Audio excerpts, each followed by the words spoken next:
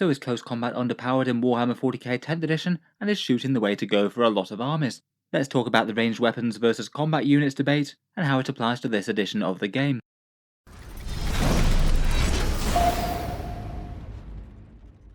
Hello and welcome back to Auspex Tactics, where today I thought we'd cover a subject that has been mentioned really quite a lot down in the YouTube comments over the past month or so. Basically a general feeling in Warhammer 40k that really quite a lot of close combat units just aren't quite as powerful as they used to be, and there certainly seem to be a lot of armies that have options for both range and melee units, heavily skewing towards their shooting weapons as opposed to their close combat ones.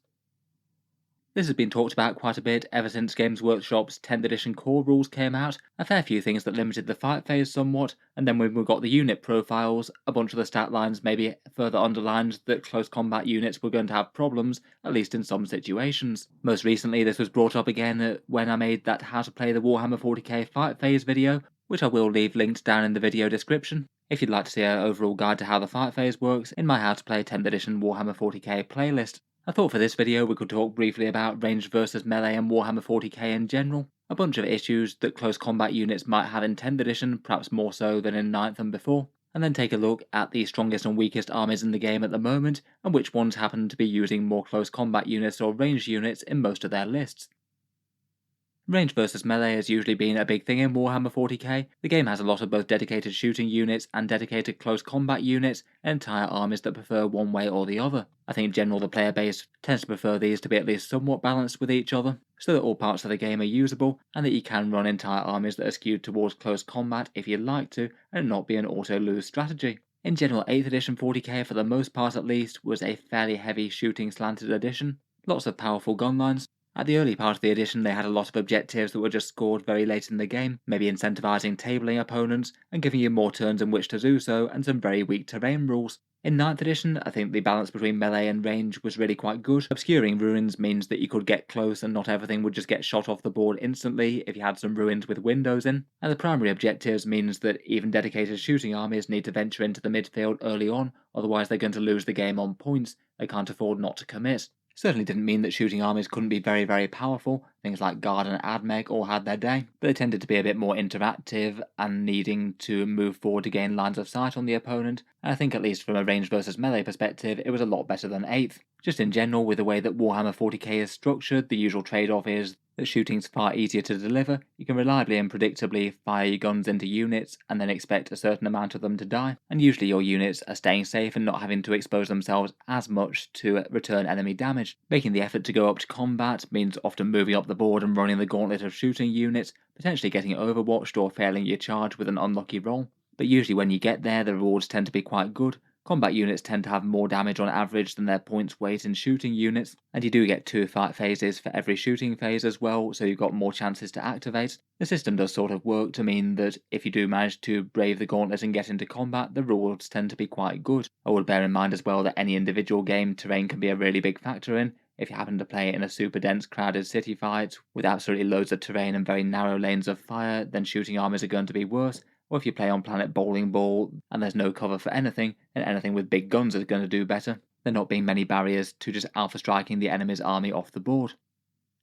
Getting into 10th edition though, and I thought we could just run through a few of the reasons why melee might be considered a bit more underpowered than normal in 10th edition of the game versus 9th edition. First up, strength and AP of melee weapons just doesn't really seem to have kept up with certain things at the higher end of the toughness chart like monsters and vehicles, in particular things like power fists and thunderhammers, which usually would have been wounding most vehicles on a 3+ or a 4+, now almost always are wounding vehicles on a 5. Quite a lot of them lost AP as well, which certainly quite a lot of the shooting weapons did as well, but it maybe feels just a little bit more prevalent on certain combat weapons, say for example las cannons, melter guns and missile launchers not losing any AP. I think there's just quite a lot of units in the game that might have just absolutely murdered, say something like an Imperial Guard Basilisk if they got into combat with it, and now they're going to be wounding on 5s and might be bouncing off the armour. Say for example a Chaos Space Marine Demon Prince, it might take a few rounds to chew through a tank. I think the same goes for a bunch of more mid-strength weapons as well, maybe things like Khorne Berserkers and Sisters Repentia. They're not going to be quite as reliable at taking down the toughest stuff in the game,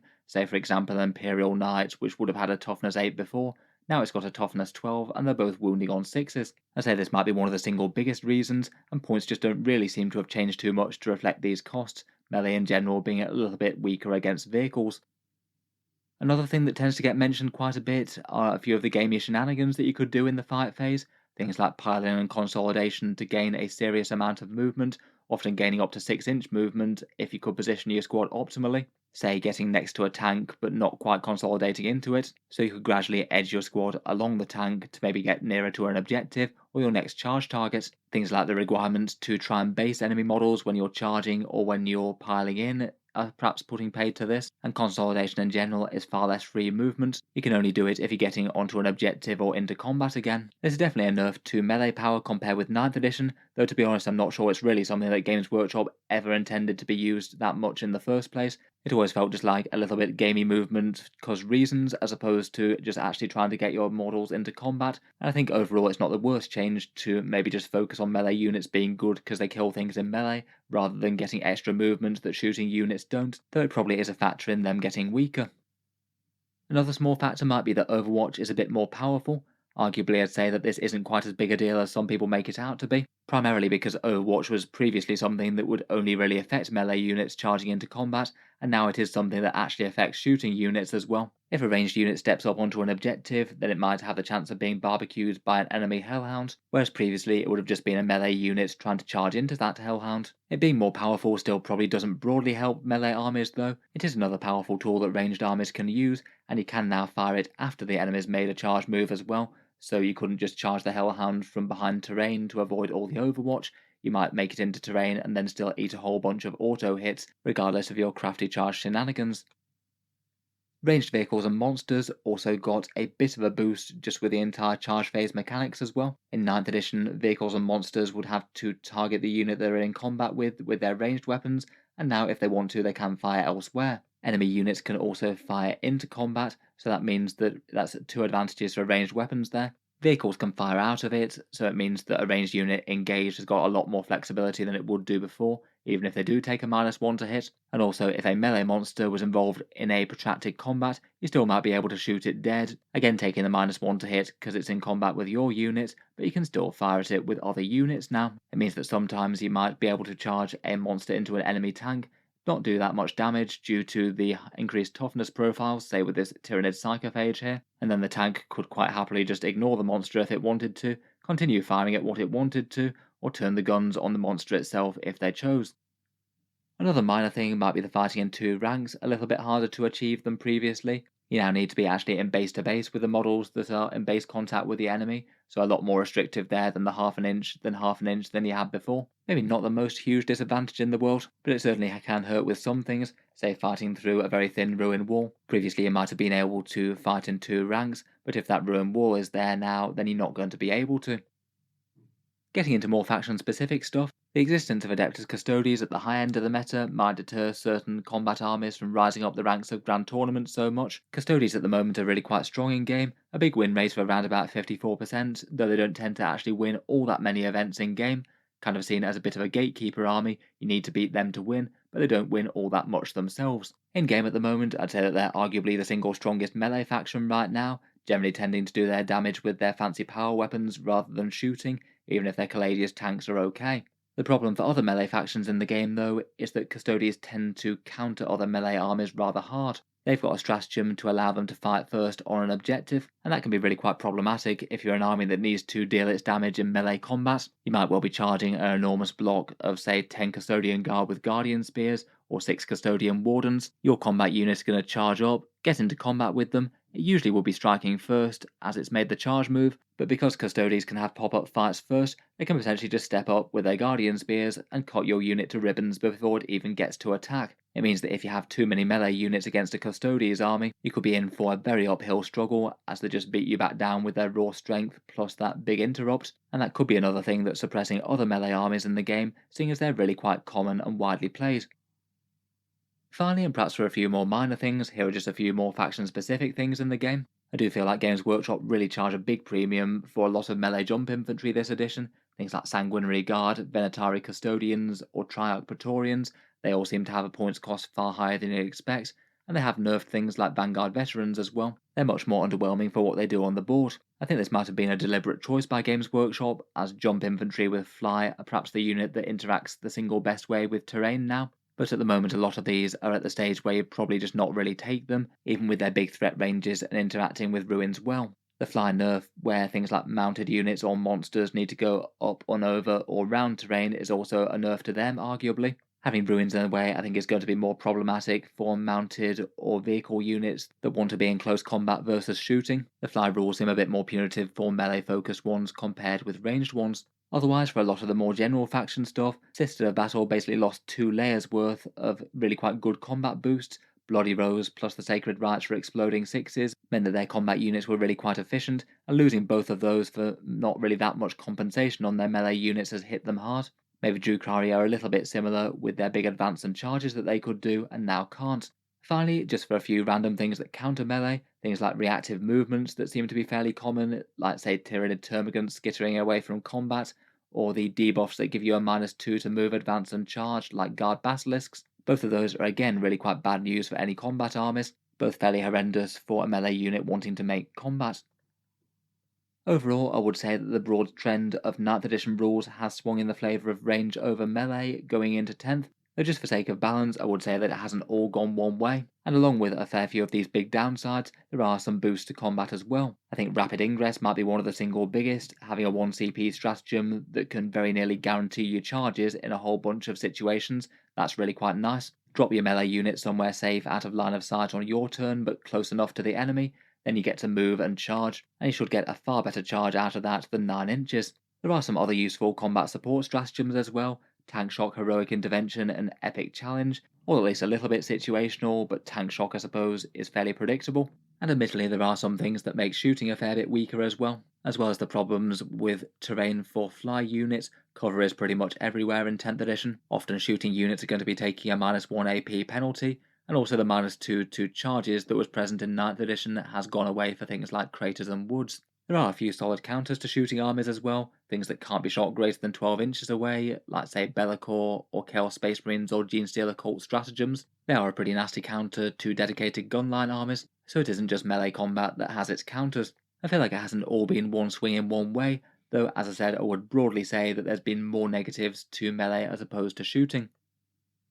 With all of the talk of melee being weak, I thought it would be kind of interesting to see which factions in the meta are running close combat armies a bit more successfully than others. So take this as a very rough overview. These are a few recent win rates within the top end of the Warhammer 40k meta, and I've tried to very roughly colour coordinate them as to armies that prefer ranged warfare or melee warfare. Red are armies that are considered very shooting heavy, orange are armies that are considered to be primarily shooting damage dealers with a little bit of melee on their top meta lists. Yellow a somewhat even mix of the two, and green primarily melee with a bit of shooting in support. I'm sure I might get a whole load of people debating any one faction. That's really not the point here, and I'm sure that some of them might be mildly misclassified. It's obviously debatable as to how you choose to run the army. At least from my best assessment though, I would say that only a very few amount of armies in the top half of the 40k meta seem to be either primarily melee, or what I consider to run a fairly even mix of the two, with a lot of armies that could run either choosing to skew more to shooting right now. Going through these quickly, Genestealer Cults have lots of powerful melee options. Maybe the most commonly played is Aberrants, though most of the rest of them tend to focus around their shooting, blocks of Neophytes, and Acolytes using bombs. Eldar are just massive shooting all over, not using too much combat. Imperial Knights like their Crusaders at the moment. They do tend to be at least fairly armature heavy and do pack some melee threat, though I'd argue it's mainly their shooting carrying most of the damage. Custodians, as mentioned, are the first dedicated melee army, rarely winning tournaments, though one of the highest ranked factions in the game for wins, as I mentioned, perhaps repressing some of the other melee matchups that they have. Thousand Sons are considered more about the psychic shooting than about combat, though Scarab Occult can contribute. Chaos Demons are another interesting special case in a melee army, often their top list tending to revolve around Be'lakor protecting a whole bunch of greater demons. That's quite a nice counter shooting ability there, as you can't shoot them at long range. Pretty scary to have them move up the board against a shooting gunline. Tyrannids, despite having loads of combat units, I'd say are skewing more to shooting than combat at the moment. Things like Exocrines, Maleceptors, and Tyrannofexes tend to be in big attendance, and Zoanthropes, Barbgaunts, and Biovores are all handy enough as well. Deathwatch perhaps do shooting Space Marines better than the standard Gladius does. Big rerolls and focused fire with Oath of Moment done twice, plus shooting buffs in different phases of the game and special issue ammunition strats. Chaos Space Marines often tend to run fairly heavy with the Forge Fiends in particular, maybe some Obliterators, but then backed up by some powerful melee, Possessed or Terminators. Necrons seem to largely enjoy a fairly ranged lifestyle besides big blocks of Lich Guard. Orcs are very melee heavy by their faction rules to the extent where they just don't really have that many credible shooting options. Maybe a few mech guns and support, but mostly it's combat all the way. Chaos Knights are a similar sort of mix to Imperial Knights. War Dog Brigands are perhaps the most auto-include datasheet though, and often tend to be run in sixes. Space Marines tend to like shooting a bit more than combat with their Oath of Moment and focused fire, and Black Templars often have a bit of both, things like Redemptor Dreadnoughts as big gun turrets backing up some meaty Crusader blocks, or Assault Terminators perhaps. Out of all of these, I think perhaps one of the more telling things that combat is struggling a little bit at the moment is that a lot of the factions that can credibly build both range or melee armies tend to be skewing towards range. I think good examples of that would be Eldari, who do have plenty of combat aspect warriors, Genestealer Cults, who are about as shooty as they get at the moment, less focus on acolytes with rock weapons or metamorphs, just some aberrants then loads of shooting, and maybe Tyranids, Space Marines and Necrons, all of those have got lots of good melee choices, but range seems to be outcompeting them. Overall, at least from this very rough assessment, I'd probably say that yes, there is certainly some truth that ranged warfare seems to be profiting more than close combat at the moment in 40k widely. Just for completeness, here's also the bottom end of the meta of Warhammer 40k, at least by my previous win percentage video. I'm not going to be quite as complete with going through all of these, but broadly on the breakdown between more dedicated range and more dedicated melee or a mix, I'd say there's a lot more close combat here proportionally. There are a few dedicated range factions that don't really have much choice, like Tau, Admech and Guard. I guess it still shows that you can still be very weak with a dedicated range faction if your points and efficiency isn't good enough. Again, for armies with more of a choice, I think it's perhaps a bit more telling that Drukhari tend to be building a lot towards Codex Dark Lancers at the moment, and a lot of top Sisters of Battle lists tend to be using a whole bunch of tanks as opposed to their melee specialists. They both have their own special reason why their own flavours of combat have been toned down a bit though, as well as just unit profiles. Overall, for whatever reason, it does look like Melee is struggling a little bit more than it used to be in 10th edition as a whole, I'd say. Perhaps over 9th edition it looks a little bit harder for the average army to go mainly combat as opposed to mainly range, with quite a lot of factions that often preferred melee fighting styles, switching to be more ranged units this time round. Even despite that though, it's not like melee is completely dead or anything. The vast majority of armies still tend to use at least some sort of close combat elements alongside their gun lines. Some things are just easier to deal with in melee. There's always going to be some things on the front line, and usually close combat's the most efficient for that. Plus lots of armies just have efficient melee units of one sort or another, even if it's not often where they build around their entire core strategy. Of course, everything isn't set in stone for 10th edition. Games Workshop definitely have the options to boost some struggling close combat units should they want to. I think a lot of people might have ideally preferred them to have maybe more threatening profiles just full stop. Maybe you could have something like Strength 10 Power Fists to tangle with medium armor a little bit better, obviously if they were costed appropriately for how much threat they had. In reality though, I think that's a little bit clunky once you've already published all the rules in all sorts of places. Big Wargear errata and updates like that take a lot of effort, like the one that they did for 9th edition early on, and I can't really see them making game-wide changes to common bits of Wargear like that now. I think in reality it's more likely that a fair few struggling combat units might get points adjustments. Points could certainly be enough to make any unit strong overall, but it might just mean that they have a little bit more of a Hordian, not quite as elite feel maybe. Let me know what you think in any case. How do you rate the balance of ranged and melee units in Warhammer 40k at the moment? And if you think that things are skewed a bit too much one way, what would you do to buff melee units given Games Workshop's options? As always, look forward to hearing all your thoughts down in the comments below. If you've enjoyed the video, then feel free to subscribe to Auspex Tactics, or I'll certainly keep the regular 40k discussion videos coming. I do tend to post new ones just about every day. Finally, if you have been enjoying all the videos on the channel, I would just like to mention that Auspex Tactics does have a Patreon page as well, and that's how I can continue to make videos like this quite so regularly and often have multiple episodes dropping per day. If you have been enjoying quite a lot, then any support is enormously appreciated. Channel patrons do get a few advantages, seeing certain videos early, regular votes to see what sort of things happen next on the channel, and automatic entry into the regular prize giveaways with the chance to win some big model kits each month. If any of that sounds good to you or you'd just like to help support, the link is down in the video description. In any case, a massive